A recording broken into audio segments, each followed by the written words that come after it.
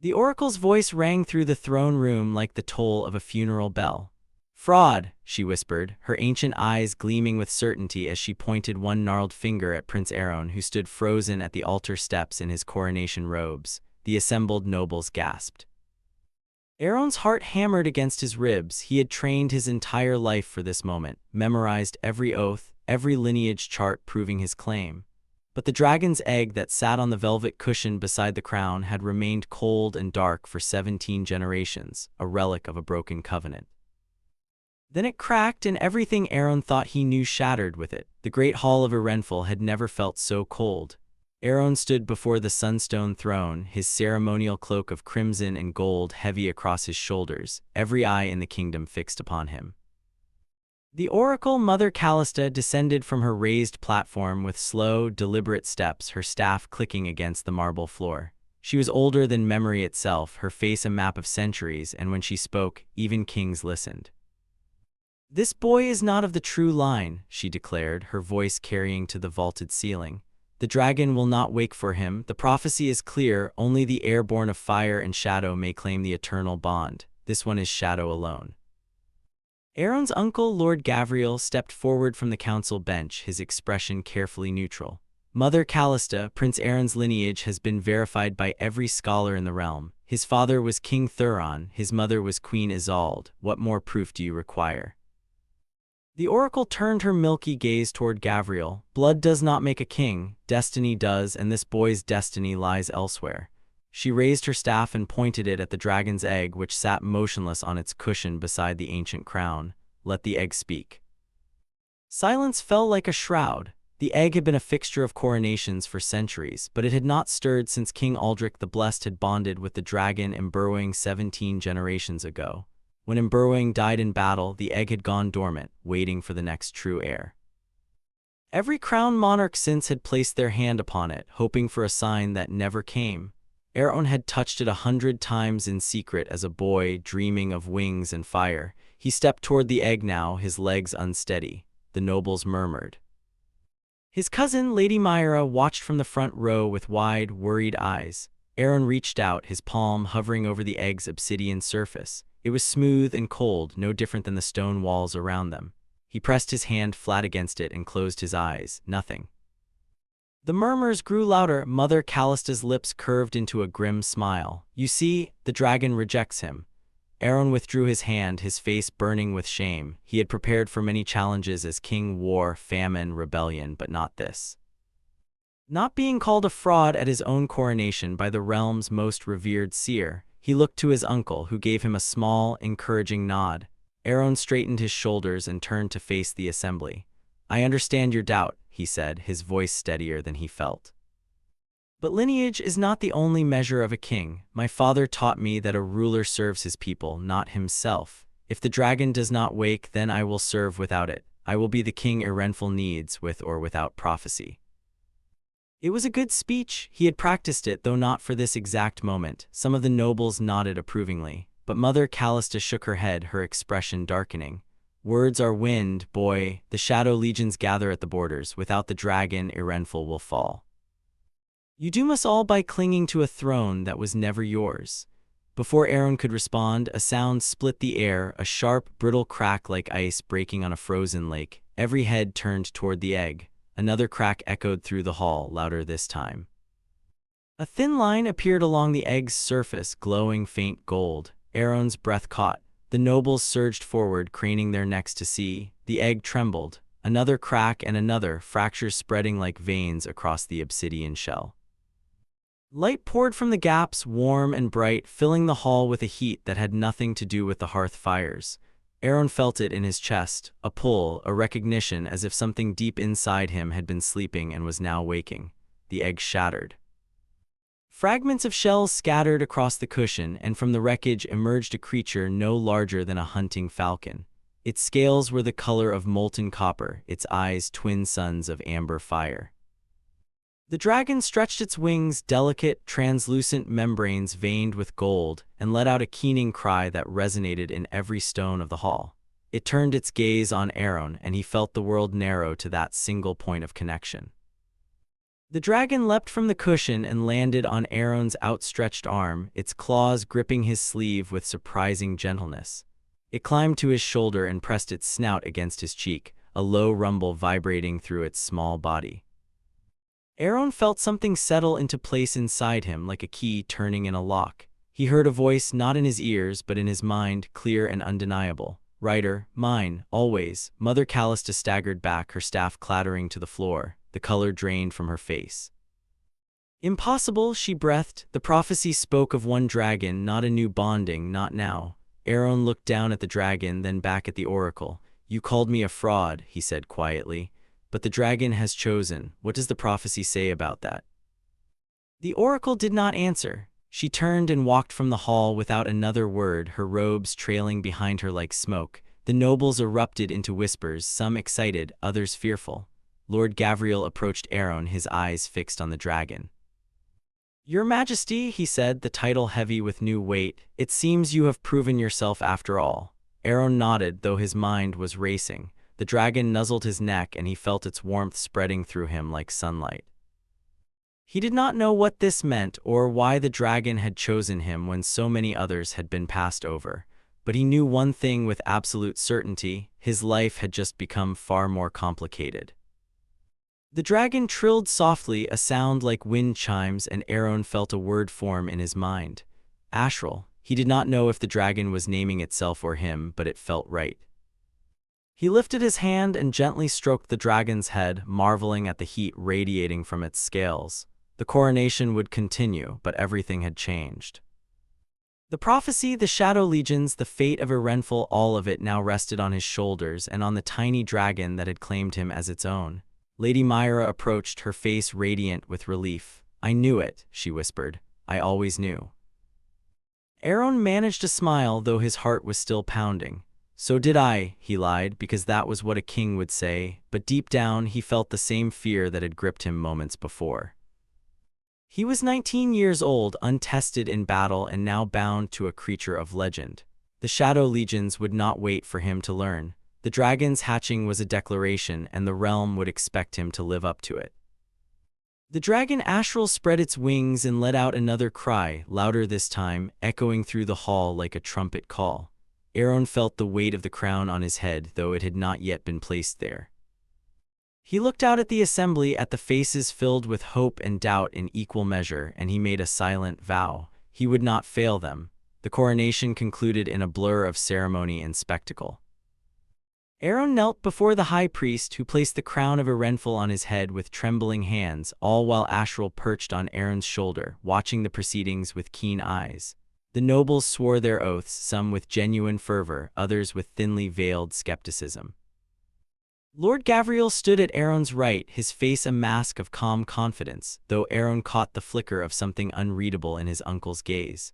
When the ceremony ended, Aeron retreated to the royal chambers with Myra and a small retinue of guards. Ashral refused to leave his side, coiling around his shoulders like a living scarf, its tail wrapped loosely around his neck. The dragon radiated warmth, a constant reminder of the bond that now tied them together. "We need to talk about what happens next," Myra said, closing the heavy oak door behind them. She was his cousin, but also his closest advisor, sharp-minded, unflinchingly honest, and one of the few people Aeron trusted completely. "The Shadow Legions have been sighted near the Iron Peaks. If they march on Aeronful, we'll need more than a hatchling to stop them." Aeron sank into a chair by the hearth, exhaustion settling over him like a weighted blanket. Ashral hopped down onto the armrest and curled into a ball, its eyes half closed. "I know," he said quietly. "But what am I supposed to do? I don't know how to command a dragon. I don't even know how to talk to it properly." "You're doing fine so far," Myra pointed out. "It chose you. That has to mean something. Or it means the prophecy was wrong and we're all doomed." Myra crossed her arms. "You don't believe that." He didn't. The bond with Ashral felt too real, too undeniable. When he concentrated, he could sense the dragon's emotions: curiosity, contentment, a fierce protectiveness that belied its small size. But beyond that, there was something deeper, something vast and ancient that he couldn't yet access. It was like standing at the edge of a dark forest, knowing there were paths within but unable to see where they led. A knock at the door interrupted his thoughts. One of the guards announced Lord Gavriel, who entered with a leather-bound tome under his arm. He bowed to Aeron, a gesture that still felt surreal. "Your Majesty, I thought you might benefit from this." Gavriel placed the tome on the table. Its cover was embossed with a dragon in flight, wings spread wide. "It's the chronicle of King Aldrich and Imberwing, everything we know about the last bonding." Aeron reached for the book, flipping it open. The pages were yellowed with age, filled with dense script and intricate illustrations. One page showed Aldrich in full armor, Imberwing at his side, flames pouring from the dragon's mouth as they faced an army of shadowed figures. The caption read, "The Battle of Ashen Vale, year 1142. The Shadow Legions repelled. How long did it take Aldrich to master the bond?" Aeron asked. Gavriel's expression darkened. "Months, but he had the advantage of growing up knowing he would be bonded. You, on the other hand, have days at most. The scouts report the legions are moving faster than expected. They'll reach the Iron Peaks within a week." Aeron's stomach tightened. "A week, give or take, they're not subtle, and they know the dragon has awakened. Word will spread quickly. They'll want to strike before you're ready." Ashral stirred, lifting its head. Aeron felt a ripple of awareness from the dragon, a sense of distant danger. He placed a hand on Ashral's back, and the dragon pressed into his palm, its warmth grounding him. "What do the Shadow Legions want?" Aeron asked. "Why now, after centuries of silence?" Myra exchanged a glance with Gavriel. "No one knows for certain," she said. "But the stories say they serve the Void King, an entity that existed before the First Kingdoms. He was sealed away by the dragons and the old sorcerers. If he's awakening, the Shadow Legions are his heralds." Aeron closed the book. "Then we need to prepare. Fortify the borders, rally the armies, and figure out how to fight an enemy we barely understand. And you need to learn how to fly," Gavriel added. "A dragon is only as strong as its rider. If you can't fight together, you're both vulnerable." The thought of flying filled Aeron with equal parts terror and exhilaration. He looked at Ashral, who tilted its head, amber eyes gleaming. "Can you even carry me yet?" he asked aloud. The dragon let out a soft chirp and hopped onto his shoulder, nuzzling his ear. Aeron felt a surge of determination from the bond. Not yet, but soon. Very soon. Over the next 3 days, Aeron threw himself into preparation. He spent mornings in the courtyard, practicing with sword and shield under Gavriel's watchful eye. Ashral perched on a nearby post, watching intently. He spent afternoons in the library, poring over the chronicle and every scrap of dragon lore he could find. Evenings were devoted to the bond, sitting in meditation with Ashral, trying to deepen their connection, to understand the wordless language that passed between them. The dragon grew rapidly. By the second day, Ashral was the size of a large dog, its wings strong enough to lift it into short, hovering flights. By the third day, it was nearly as tall as Aeron's waist, its scales gleaming like polished bronze, its voice a deeper rumble. The bond strengthened too. Aeron could sense Ashral's moods, its needs, its fierce loyalty. And sometimes, in flashes, he could see through the dragon's eyes, brief, disorienting glimpses of the world from above, the courtyard a patchwork of stone and shadow. On the fourth morning, Ashral spread its wings fully for the first time and let out a roar that shook the windows of the palace. Aeron stood in the courtyard, heart pounding, as the dragon crouched low, its eyes locked on his. "Fly, together. Now." Aeron felt the command in his mind, clear and urgent. He approached Ashral slowly, placing a hand on the dragon's neck. The scales were warm, almost hot, and he felt the power coiled beneath them, ready to be unleashed. He swung his leg over Ashral's back, gripping the ridge of scales along the dragon's spine. Ashral stood, and Aeron felt the world tilt beneath him. "Are you sure about this?" He called down to Myra, who stood at the courtyard's edge, her face a mixture of awe and concern. "No," she called back, "but do it anyway." Ashral launched into the air with a single powerful beat of its wings. Aeron yelped, his stomach dropping as the ground fell away. The courtyard became a distant square, the palace towers shrinking below. Wind roared in his ears, cold and fierce, and he clung to Ashral's neck with every ounce of strength he had. The dragon climbed higher, spiraling upward, and Aeron felt a wild, reckless joy surge through him. They soared over the city, over the red-tiled roofs and winding streets, over the river that cut through a renful like a silver ribbon. People below stopped and pointed, their faces turned skyward.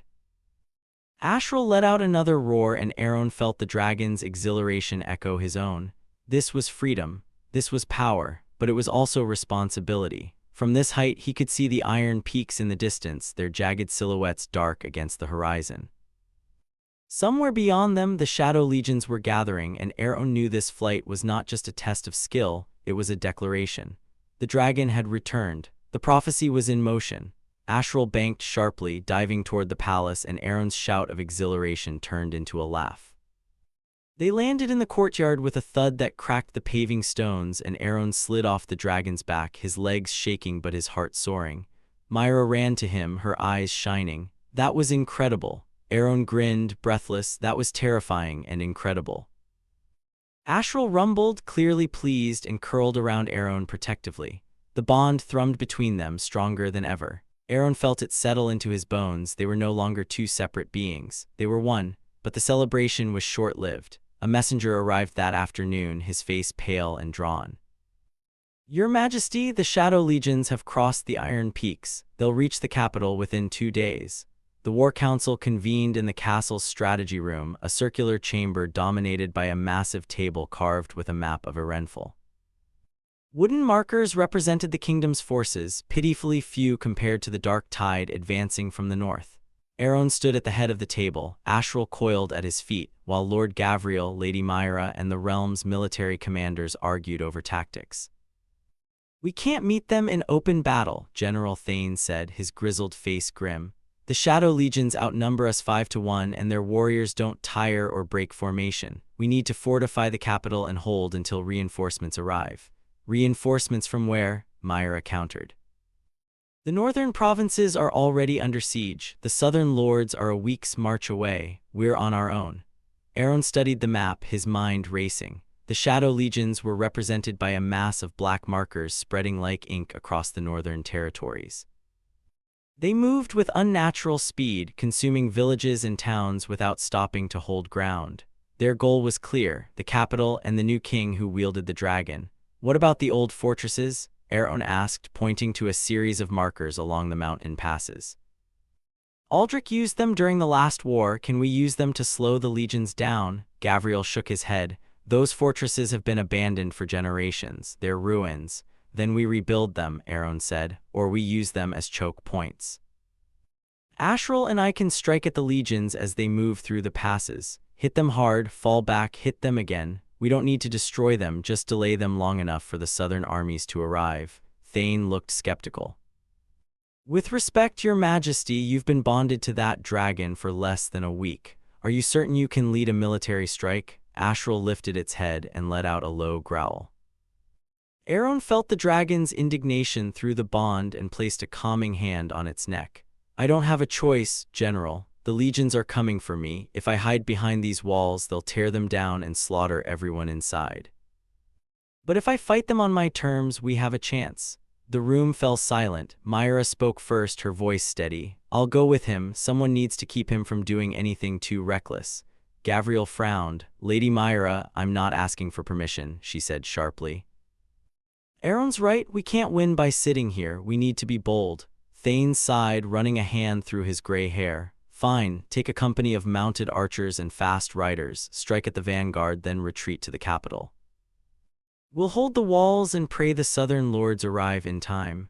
Aeron nodded, his jaw set. "We leave at dawn." That night he could not sleep. He stood on the castle balcony, staring out at the city below. Lanterns flickered in windows like stars, and he could hear the distant sounds of preparations. Smiths hammering armor, soldiers drilling in the courtyards, families packing what few possessions they could carry.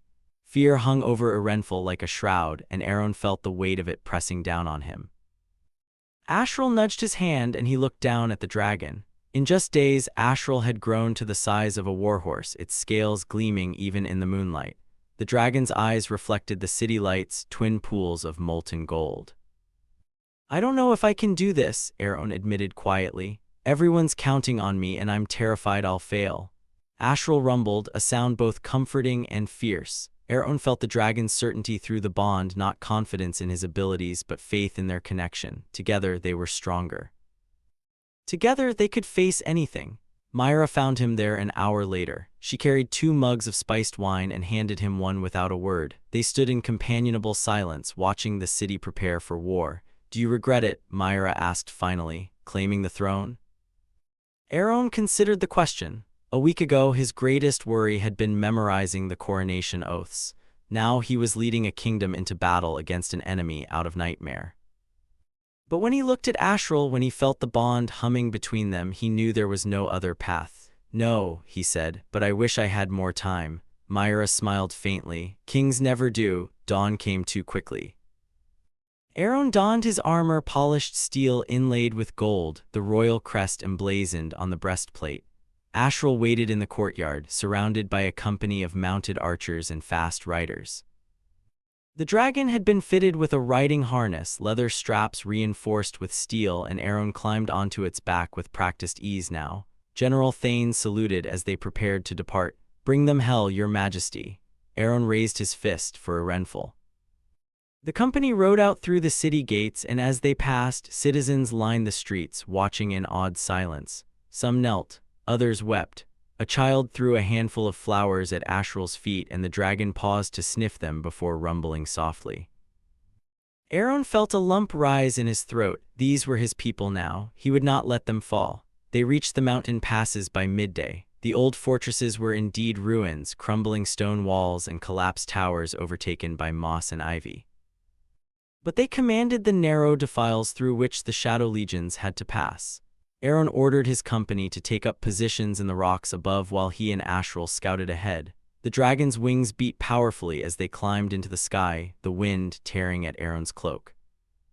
Below, the pass stretched like a scar through the mountains, winding and treacherous. And then he saw them.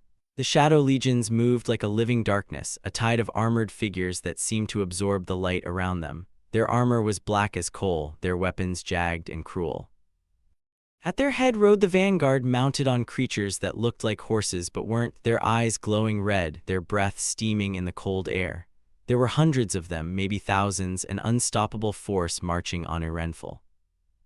Aeron felt Ashral's fury through the bond, a searing rage that matched his own. Wait, he murmured, though he wanted nothing more than to dive and burn them all. We need to be smart about this. He guided Ashral back to the company and relayed what he had seen. Myra's face paled, but her voice remained steady. Then we hit the vanguard first, cut off the head and the body slows. Aeron nodded. Ashral and I will strike from above. The rest of you hit them from the sides, then fall back to the next position. Don't try to hold ground, just slow them down. The archers readied their bows, the riders tightened their grips on their reins. Aeron climbed onto Ashral's back, and the dragon launched into the air with a roar that echoed through the pass. The Shadow Legions looked up as Ashral descended, and for the first time, Aeron saw hesitation in their ranks.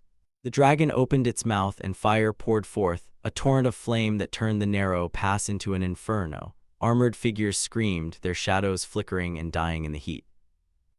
Ashral pulled up sharply, banking over the rocks as arrows whistled through the air from the ambush positions. Chaos erupted. The vanguard broke formation, their mounts rearing and bolting. Aeron's archers loosed volley after volley, each arrow finding its mark. But the Shadow Legions did not rout, they regrouped with terrifying speed, their commanders shouting orders in a guttural, inhuman language. Aeron felt a jolt of alarm. Fall back, he shouted, now. His company retreated, the riders disappearing into the rocks while Ashral covered their escape with another blast of flame. But as they climbed into the sky, Aeron saw the legions surge forward, undeterred. They had slowed the enemy, bloodied them, but not stopped them. And the capital was still 2 days away. The retreat became a running battle that stretched across 2 brutal days. Aeron and Ashral struck at the Shadow Legions again and again, diving from the sky to rain fire on their ranks, while Myra's company harassed them with arrows and quick raids before melting back into the mountains. But the legions pressed forward relentlessly, their numbers seemingly endless, their purpose unwavering. By the time Aeron's forces reached the capital, they were exhausted and battered. The southern armies had not yet arrived, and the city walls, though formidable, would not hold forever. General Thane met them at the gates, his expression grim. They'll be here by nightfall, Thane said. We've evacuated the outer districts and fortified the inner walls, but without reinforcements, we'll be overrun within days. Aeron dismounted, his legs trembling with fatigue. Ashral landed beside him, the dragon's scales scorched and dulled from constant battle. Through the bond, Aeron felt the dragon's weariness, its pain from a dozen small wounds. He rested his forehead against Ashral's neck, drawing what little comfort he could. "We held them off as long as we could," he said quietly. "Now we make our stand here." Myra clasped his shoulder. "You did everything you could, Aeron, more than anyone expected. But it didn't feel like enough." Aeron looked out at the city, the people huddled in their homes, the soldiers manning the walls, the children who would never see another sunrise if he failed. He had been king for less than a week, and already his reign might end in fire and blood. That night, the Shadow Legions surrounded the capital. Their campfires dotted the darkness like malevolent stars, and the air filled with the sound of their drums, a slow, relentless rhythm that echoed through the streets. Aeron stood on the battlements, Ashral at his side, watching the enemy prepare. Lord Gavriel joined him, his face haggard. "The scouts report the southern armies are still a day away. We need to hold until they arrive." "I know," Aeron said. He turned to his uncle. "Gavriel, if we don't survive this—" "You will," Gavriel interrupted. "You have the dragon, you have the bond. That's more than any king has had in generations." Aeron shook his head. "The dragon isn't invincible, neither am I. If the worst happens, you need to take command, lead the evacuation, get the people to safety." Gavriel's jaw tightened. "It won't come to that." But Aeron saw the doubt in his uncle's eyes, the same doubt that gnawed at his own heart. The Shadow Legions were too many, too strong. Even with Ashral's fire, even with the bravery of his soldiers, they were fighting a losing battle. Ashral nudged him, and Aeron felt a surge of determination through the bond. The dragon refused to accept defeat. It would fight until its last breath, and it expected Aeron to do the same. "You're right," Aeron murmured, stroking the dragon's snout. "We don't give up." The attack began at dawn. The Shadow Legions hurled themselves at the walls with ladders and siege towers, their warriors clambering over the ramparts in wave after wave. Aeron and Ashral took to the sky, burning enemy siege engines and scattering their formations, but for every enemy they struck down, two more took its place. The battle raged for hours. Aeron's sword arm ached from swinging, his lungs burned from smoke and exertion, and Ashral's fire grew weaker with each pass. Below, the defenders fought with desperate courage, but the walls were beginning to crack under the relentless assault. And then in the chaos, Aeron saw him, a figure standing amid the Shadow Legions, taller than the rest, clad in armor that seemed woven from darkness itself. He held a staff crowned with a pulsing red gem, and when he raised it, the legions surged forward with renewed ferocity. "The Void King's Herald!" Aeron felt a cold certainty settle over him. This was the true enemy, the one commanding the legions. If he could strike down the herald, the legions might falter. But to reach him, Aeron would have to fly deep into enemy lines, surrounded on all sides. It was suicide. Ashral sensed his thoughts and roared, defiant. The dragon would not turn back. They were bonded, rider and dragon, and they would face this together. Aeron drew his sword, the blade catching the light of the fires below. "One more run," he whispered, "for Erenful." Ashral dove, they plummeted toward the herald, fire streaming from the dragon's jaws, and for a moment, Aeron thought they might succeed. But the herald raised his staff, and a wave of dark energy erupted from the gem, slamming into Ashral with the force of a battering ram. The dragon shrieked, tumbling through the air, and Aeron clung desperately to the harness as the world spun around him. They crashed into the courtyard inside the walls, the impact driving the breath from Aeron's lungs. Ashral struggled to rise, one wing bent at an unnatural angle, and Aeron pulled himself free, his vision blurred with pain. Around them, the battle raged on, but all Aeron could see was the herald, now advancing through the shattered gates, his legions pouring in behind him. Myra appeared at Aeron's side, her face streaked with soot and blood. "Get up," she urged. "We have to fall back." Aeron shook his head. "No, if we run, they win. We stand here." He raised his sword, every muscle screaming in protest, and Ashral limped to his side, the dragon's eyes blazing with defiance. Together they faced the herald as he entered the courtyard, his staff gleaming with malevolent light. The herald spoke, his voice a low rasp that seemed to come from everywhere at once. "You are the false heir. The dragon should never have chosen you. Surrender, and I will grant you a swift death." Aeron met the herald's gaze, his grip tightening on his sword.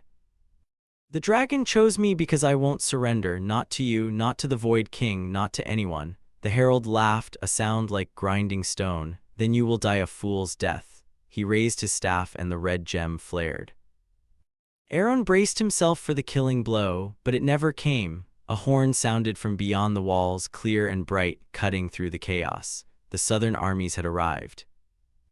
Thousands of soldiers poured through the gates, crashing into the shadow legions from behind, and the herald's laughter turned to a snarl. He retreated, his forces thrown into disarray, and Aeron felt a surge of hope. They had held. They had survived. But as the herald vanished into the shadows, Aeron heard his final words, carried on the wind like a curse. "This is not over, false heir. The Void King will rise, and when he does, no dragon will save you." The shadow legions broke and fled, harried by the combined forces of Arenfell and the southern armies. The siege was over, but the cost had been immense. The city lay in ruins, entire districts reduced to rubble, and the dead numbered in the hundreds. Aeron stood in the courtyard where he and Ashral had made their stand, surrounded by the wounded and weary, and felt the full weight of what it meant to be king. Ashral's wing had been set by the royal healers, a splint fashioned from wood and leather to hold the broken bone in place. The dragon would heal, but it would take time. Aeron sat beside the dragon, his hand resting on its neck, and felt the bond thrumming between them, battered but unbroken. Myra found him there as the sun set, painting the sky in shades of red and gold. She sat down beside him without a word, and they watched the city begin to rebuild. "The southern lords want to meet with you," she said finally. "They're calling you the Dragon King. They say the prophecy is fulfilled." Aeron shook his head. "The prophecy isn't fulfilled. The herald said the Void King will rise. This was just the beginning." Myra frowned. "Then what do we do?" Aeron looked at Ashral, whose amber eyes reflected the dying light. "We prepare, we rebuild, we find allies, and when the Void King comes, we'll be ready." Over the following weeks, Aeron threw himself into the work of ruling. He met with the southern lords, securing their loyalty and coordinating the kingdom's defenses. He ordered the old fortresses rebuilt and garrisoned, creating a network of strongholds along the northern border. He visited the wounded, spoke to the families of the fallen, and made sure every citizen knew their king had not abandoned them. And every evening, he trained with Ashral. The dragon's wing healed slowly, but as it did, their bond deepened.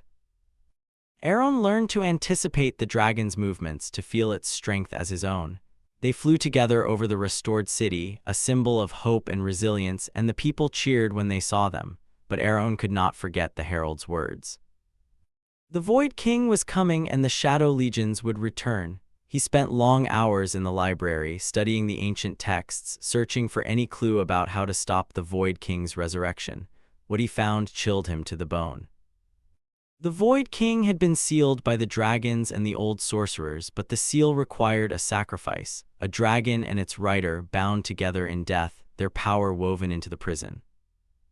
If the seal was breaking, it meant the Void King's servants were working to free him, and stopping them would require another sacrifice. Aeron closed the book, his hands trembling. He did not share what he had learned, not even with Myra. He could not bear the thought of losing Ashral, of breaking the bond that had become the core of his existence. But he knew, deep down, that the choice might not be his to make. 3 months after the siege, a messenger arrived from the northern provinces. The Shadow Legions had been sighted again, gathering near the ruins of an ancient temple. Aeron called the war council, and they debated strategies late into the night. But Aeron's mind was elsewhere, turning over the knowledge from the old texts, weighing his options. That night he stood on the balcony with Ashral, the dragon now fully healed and stronger than ever. The city below was peaceful, the lanterns glowing softly in the darkness. Aeron placed his hand on Ashral's neck, feeling the bond pulse with life and warmth. "If it comes to it," he said quietly, "if the only way to stop the Void King is to sacrifice ourselves, would you do it?" Ashral turned its great head to look at him, amber eyes gleaming. Through the bond, Aeron felt the dragon's answer, not in words but in certainty. They were bonded, rider and dragon, and whatever came, they would face it together. There was no sacrifice too great if it meant protecting those they loved. Aeron smiled, tears stinging his eyes. "I thought you'd say that." He looked out at the city, at the kingdom he had sworn to protect. The prophecy had called him a fraud, but the dragon had named him its eternal rider. He did not know what the future held or whether he would survive the battles to come, but he knew one thing with absolute certainty: he would not run, he would not hide. He would stand and he would fight and he would do everything in his power to ensure that Aeronful endured. Ashral spread its wings and Aeron climbed onto the dragon's back. They launched into the night sky, soaring over the city, and for a moment all the fear and doubt fell away. There was only the wind, the stars, and the bond that tied them together. Below, the people looked up and saw their king and his dragon, silhouetted against the moon. They whispered the words that would become legend: the Dragon King and his eternal rider, guardians of Aeronful, defenders of the realm. And in the shadows beyond the borders, the Void King stirred, his servants gathering, his power growing. The final battle was coming, and Aeron knew he would be ready. The prophecy was not yet fulfilled. But when it was, it would be written not in doubt, but in fire and courage and the unbreakable bond between a king and his dragon. As they flew, Ashral let out a triumphant roar and Aeron raised his sword high, the blade catching the moonlight, for Aeronful. For the people he loved, for the bond that would never break. He was Aeron, Dragon King, eternal rider, and his story was just beginning.